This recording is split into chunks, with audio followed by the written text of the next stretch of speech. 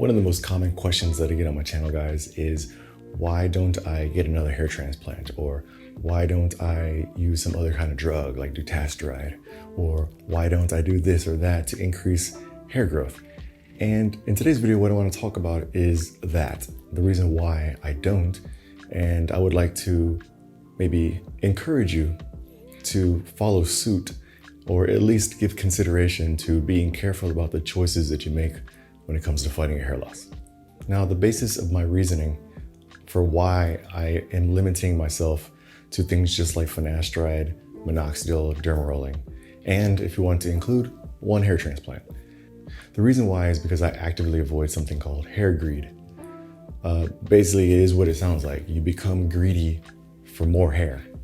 And this is a very slippery slope for guys who are losing their hair, particularly guys who are losing their hair very quickly.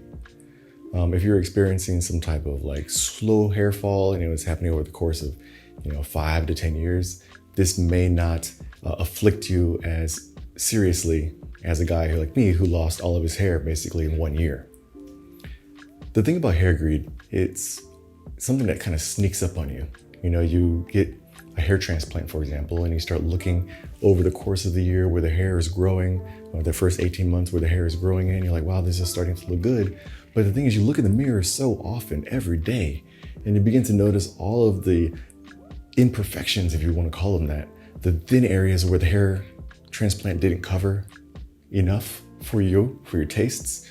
Or perhaps you're like, well, I got the hairline, now I want to go ahead and try to get the crown. Or I got my temples, now I want to lower the hairline. Or, these kinds of ideas and these thoughts, they crossed my mind too, especially during that first year after the hair transplant. There was a point in time where I did consider getting a second hair transplant. This was years ago, 2014, 2015. These days, I'm perfectly content with the amount of hair that I got from a hair transplant. Actually, if you look at my before and after pictures, you can see why I'm content with what I have, okay? A quick note about hair transplants. Hair transplants are simply rearranging the hairs on your head. All right, you're moving hair from one side of your head to the other. You're moving hair from the back of your head to the top of your head. You're not creating new hairs. Now, I can see some of you wanting to jump in the comments and say, well, you can get body hair transplants, or you can get pubic hair transplants. If that's your forte and that's what you want to do, go ahead, that's your prerogative. But realistically, most guys aren't going to go to those extreme lengths to transplant hair onto the top of their head. Now, the thing about hair transplants that can be tricky is the scars. Especially if you're like me and you get the FUT scar. I mean, that's one linear scar across the back of your head. If you get another FUT procedure, what they'll try to do is excise or to cut out that scar that you have, and then they'll, include more donor hairs as part of that strip. They'll take out the old scar plus some donor hair, and then they'll give you a new scar. The thing is, man, like every time you're removing hair, like the strip, your scalp becomes tighter and tighter. And you don't want to lose the laxicity in your scalp. That's one thing. So you don't want to deal with that, because what will happen is the scar will stretch.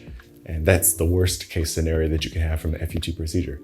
I've been lucky not to have significant stretching. I have very minimal stretching here on the side.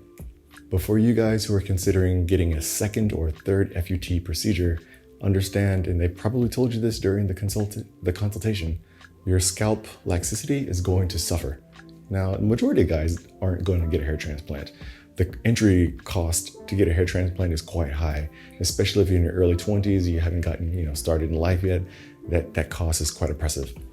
But if you're trying to use like minoxidil and finasteride, even dermarolling, essential oils, whatever your pathway is to try to regrow your hair, guys, you got to be realistic with what is possible.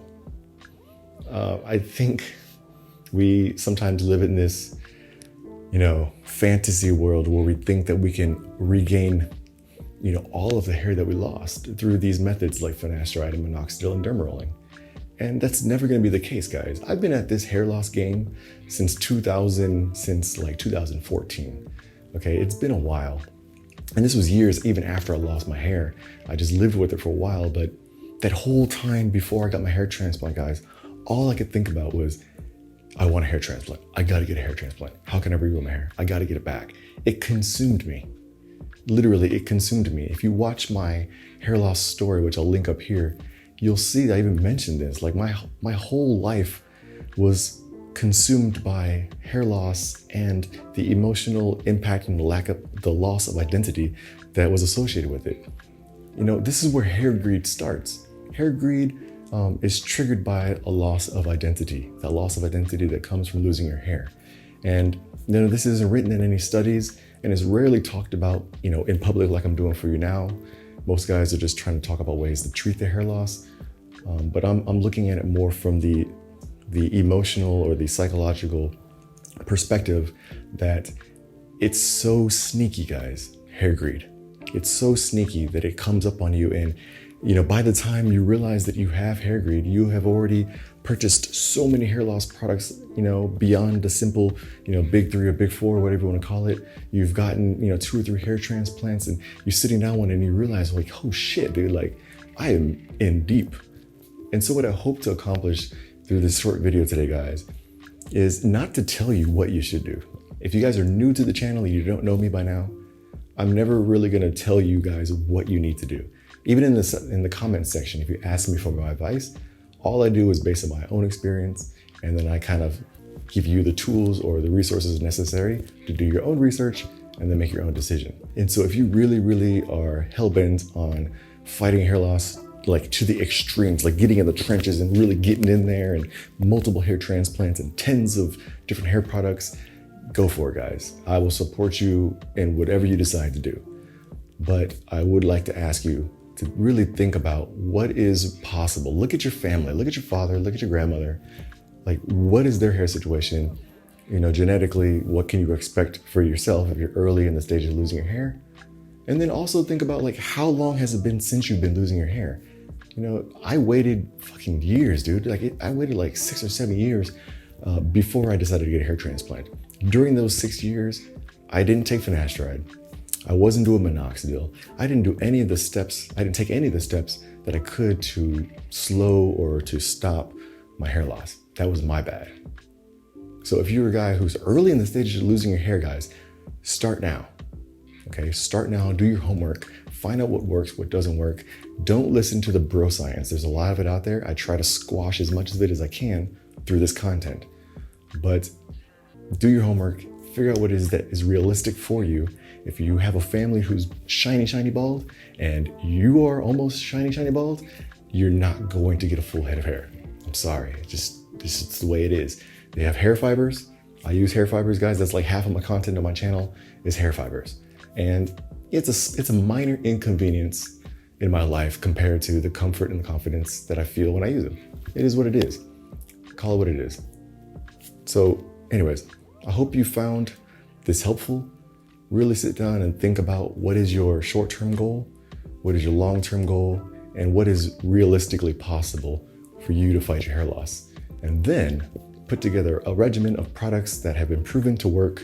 Avoid snake oils, not literally snake oil, but like avoid like the bro science stuff. There's a lot of things out there. All right, there's a lot of things out there. I try to only promote things that I have seen work for myself, or I will test things on myself first, and if I decide that they work pretty well, I'll promote it to you. Okay? Anyways, I hope you enjoyed today's video. My name's DJ from Keratin Brotherhood. I'll see you in the next video.